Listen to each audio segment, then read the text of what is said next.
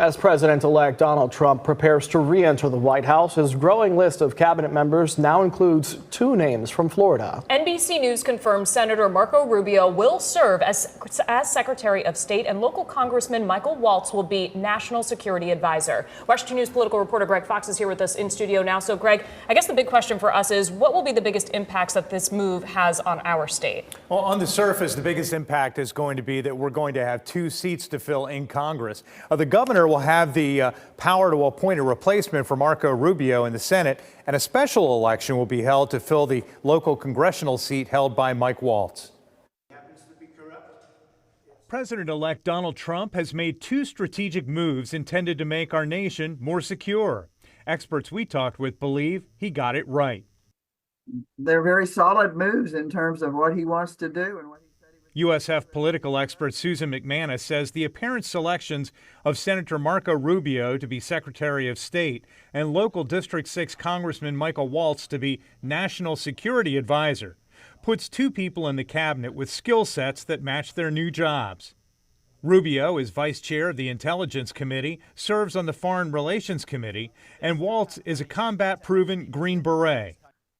A president just got elected with a mandate, and that was to protect America first. And these two gentlemen are armed and ready to go, so to speak.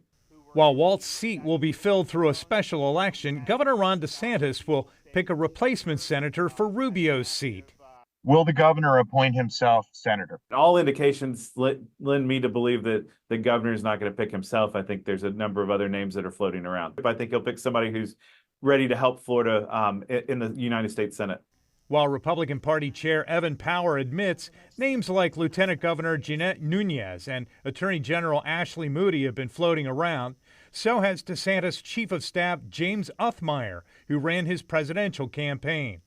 Democrats strongly believe DeSantis is interested in a future life in D.C. His path to the U.S. Senate is clear, whether it is immediately by a self-appointment or 2 years from now when there's going to be an empty race for that position. And coming up at 6, we'll hear from UCF political expert Aubrey Jewett as he explains how Trump and Rubio, once enemies, are now so buddy-buddy. Michelle? All right, Greg, thank you. Now, we just got the statement from Mike Waltz saying, quote, "I'm deeply honored President Trump is placing his trust in me to serve in his cabinet as National Security Advisor. There's no higher calling than defending our nation's values, freedoms, and the safety of every American.